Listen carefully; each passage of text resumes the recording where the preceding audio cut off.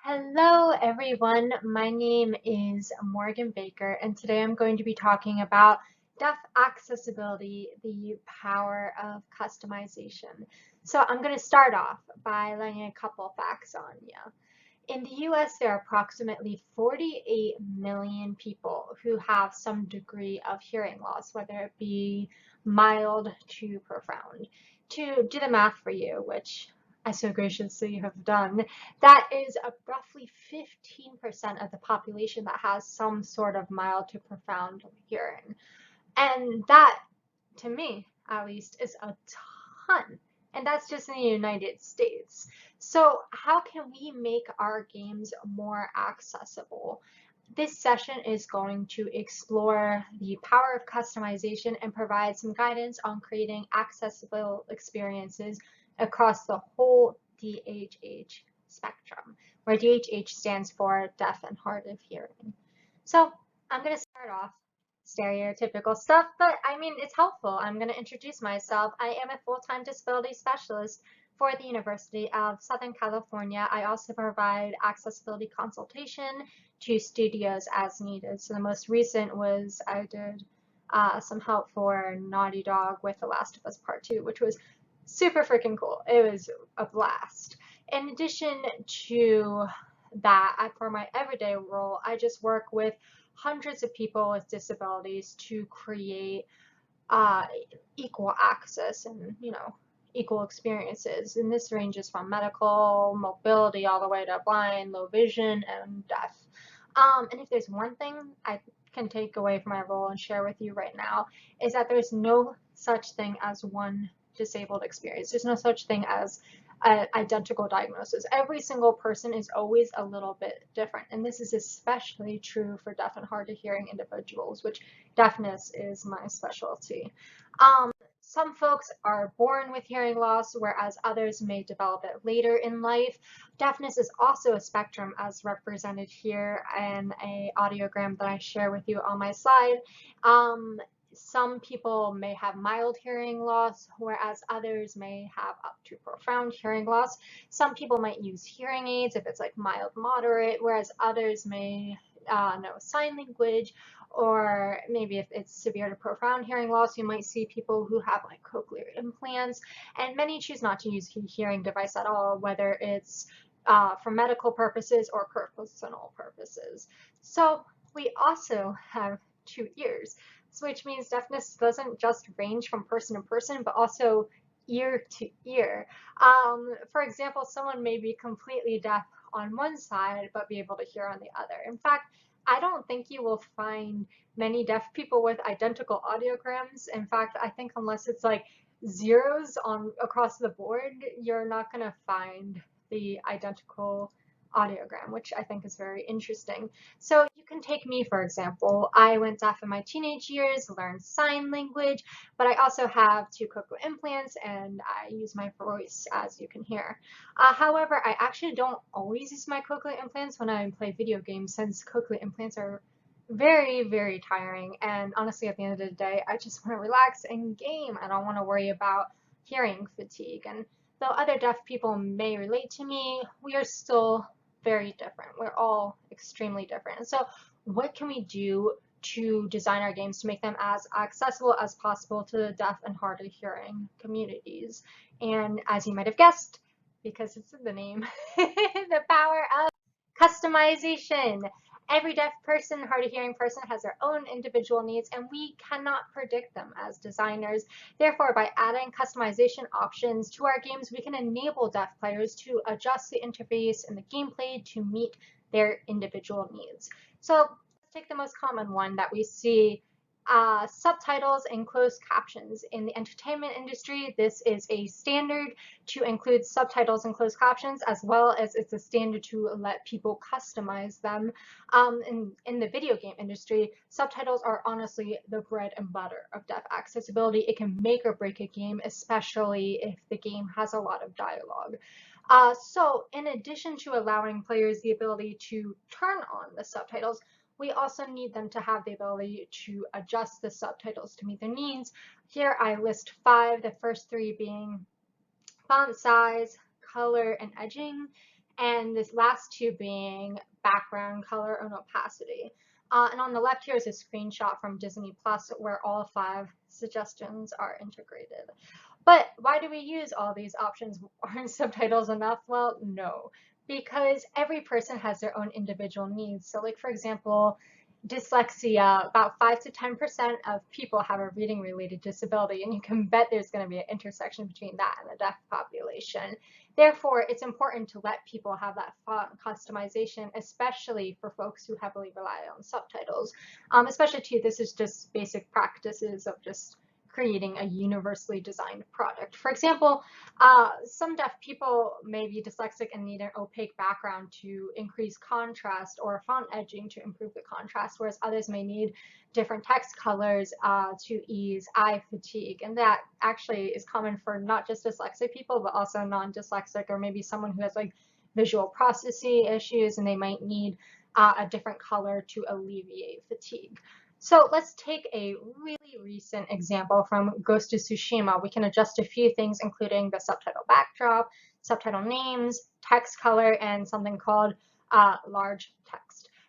In this next slide, we can actually see an array of these subtitle customization options in use. The first, we have the speaker is labeled, and we also have the text is enabled to be larger. Whereas the second one, the text is much smaller. I would say it's at least half the size, which, you know, that can make or break it if you're playing on your couch and looking at the TV. It's really hard to read those teeny tiny subtitles, and I think even hearing people would have that issue. So it's really good to, you know, let people adjust the size. That's like the first and foremost that you should always include. We also see examples for the third one where the subtitle text color is changed to blue, and the fourth where it's changed to yellow. And for the larger text option, it's actually interesting. It doesn't just affect the subtitles, it affects all text in the HUD and interface. So for example, here the users are prompted to hit R2 to speak. However, when large text option is enabled, the word speak is actually larger. It's a little subtle here on the side because I enlarged the actual screen for visibility, but on our television screens, when you're sitting on the couch, wow, that can make things a lot easier to read. And especially for deaf and hard of hearing individuals who highly rely on the HUD, you want to be able to read the text without any difficulty. In addition to customizing the font and background, we also need to include the option to customize what is being subtitled or closed captioned. So here I list 4 common categories. The first is direct speech, which is like immediate speech that the users may need to pay attention to. So maybe someone who's talking to you. Background speech, which might be a speech that NPC is saying like nearby in like a shop or something. Combat speech, which may include something that like an enemy is speaking. And then sound effects, which is like explosions, glass shattering. You know what sound effects are. So let's take Last of Us Part 2 as another example. Again, here players are able to toggle between the two options, apologies. The first being story dialogue, which enables subtitles for the main characters, important enemy dialogue, as well as cinematics. And then we have this section option, which is combat dialogue, which is like other subtitles that enemies might be saying that may not necessarily be critical but would be beneficial for a player immersion. We see something similar for Overwatch by Blizzard, where users can toggle between no subtitles at all, critical gameplays such as like ultimate voice lines, ability voice lines, announcer dialogue. And then you can also do critical gameplay plus conversations, where the conversations might be like cute things that, you know, the enemies or allies might be saying that don't necessarily pertain or are linked to any sort of gameplay, like in terms of combat, but might just help with immersion. And the last one is just everything. And then that's really honestly important. I was really glad when Blizzard added that a couple years after the game came out, because I like Overwatch. Keeping in mind that deafness is a spectrum, we also need to consider the ability to customize the option for the sound. That way, those who are like maybe hard of hearing or use hearing devices, they have control over sound output as well as those sound cues. So here I list 3 critical options to consider. The first being toggling the stereo mono, individual sound control, and the last being directional sound indicators, and that's a big one. So once again, I did an example just quickly for Last of Us Part 2, where you can customize the sound effects, dialogue, music, and cinematics for the volume. You can control each volume individually, and that's really important because, for example, what if a deaf person finds that the music is just drowning out the sound for them and they can't understand the dialogue? Well, now they can just turn the music down or off altogether. Or maybe someone is having difficulty hearing certain sound effects, and so they increase the sound effects and then keep everything else around 50 instead of like 100. And that's going to be really helpful. We see this again for Fortnite, which includes the option to swap surround sound, which is here labeled as 3D headphones, to mono output. And this is critical for players who might have one-sided hearing, as they can't wear headphones, and they can't really benefit from that three-dimensional sound, right? And so it's really important that they're able to change the sound to make it all go to one channel rather than, the sound in the game to the right goes to the right and the sound in the game to the left goes to the left, because they can't hear on the right side or the left side. That's not really helpful. That is critical. That's basically, that should be a basic that should be included. The next one here, which is the big one that Fortnite is famous for in terms of deaf accessibility, is the ability to visualize sound effects. And this is really cool. Within the visualization, there are visual cues such as like treasure chests, gliders, gunshots, and footsteps. And additionally, the colors within the visualization help distinguish which sounds are neutral. So maybe like footsteps are white versus what are dangerous. So gunshots are orange or red. And opacity is actually used to indicate the distance of the sound. So that's really cool. So we have an image here where there's a treasure chest sound cue that's directionally visualized around the player's crosshair. And we can see that there's one to the upper left and one to the mid lower right. And it's represented as yellow, which feels very treasure chest-y. I also want to point out that this visualization was actually interesting historically, because when it first came out, there was kind of this debacle, this debate that what if this visualization gives hearing or deaf people a competitive advantage, which is something that's incredibly frustrating for the deaf community. But, from a designer perspective, if they're trying to make a competitive game, they do need to keep this in mind. They don't want to make sure they're not fundamentally altering their game. And the compromise originally was that if you had the visualization turned on, then all audio was turned off for the user. But that sounds okay at first, but keep in mind, deafness is a spectrum, right? So you have people who might have hearing aids or cochlear implants or mild to moderate hearing loss, and they might just have difficulty identifying where sound is located, especially if you have hearing in only one side. It's incredibly, you don't have three-dimensional sound, right? That's why you have two ears instead of just one, because two ears create three-dimensional sound space, and we can identify location. And so that was really frustrating for some people, because they found that I have some hearing and I still want to be able to hear, but I just, I can't. I am in this debacle, this dilemma. I have to pick between one or the other. And so Fortnite, Epic Games, changed it so that rather than no sound at all, they just made it mono. And that was a great compromise between the two, because those who are hard of hearing could still use what hearing they have while also that visualization, which is, in my opinion, I was very thankful for that change. So that's just a quick story. So now that we've talked about a number of ways, what do we do when we have too many options? Because there's a lot of things for customization. And as designers, we want to create equal access, but we don't want to overwhelm people too. And one suggestion is to have a preset.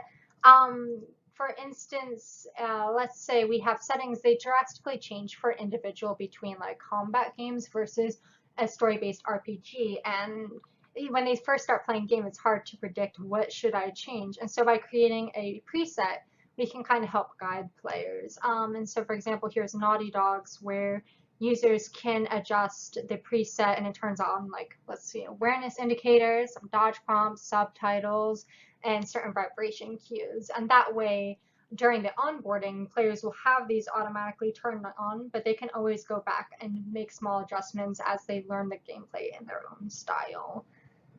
However, I do want to point out, to determine this, you want to make sure that you consult with deaf and hard of hearing individuals during production. This, is quite critical because consultants can give you a general sense of which features are essential and provide suggestions. I mean, ultimately, every decision needs to be informed, and we want to make our informed decisions. So make sure we just do our research and consult with the deaf community. And I can guarantee you they'll be very happy to help you out. On this next slide here, I do include a list of deaf customization guidelines, including basic to intermediate all the way to advanced. It's slightly inspired from the game accessibility guidelines, but focuses on those customization aspects. As a designer, you should at least get the basics, but strive towards those advanced. And of course, this is not meant to stress you. This is a way to just get you started. It's not a set list, and I will post this on my website at leahybaker.com. I also include other suggestions such as game accessibility guidelines.com, leahybaker.com/deaf_access, which is my deaf accessibility video game guide. And then the last is Karen Stevens, GDC Talk. I can't hear you. It's so good. Go watch that one too, because Karen really knows her stuff when it comes to deaf access. So thank you for taking the time to listen to my presentation. If you have any questions or comments, feel free to email me. My email is momoxmia@gmail.com, or you can just tweet at me at momoxmia, and I'll try to answer any questions you might have. Thank you so much, and have a wonderful rest of your conference.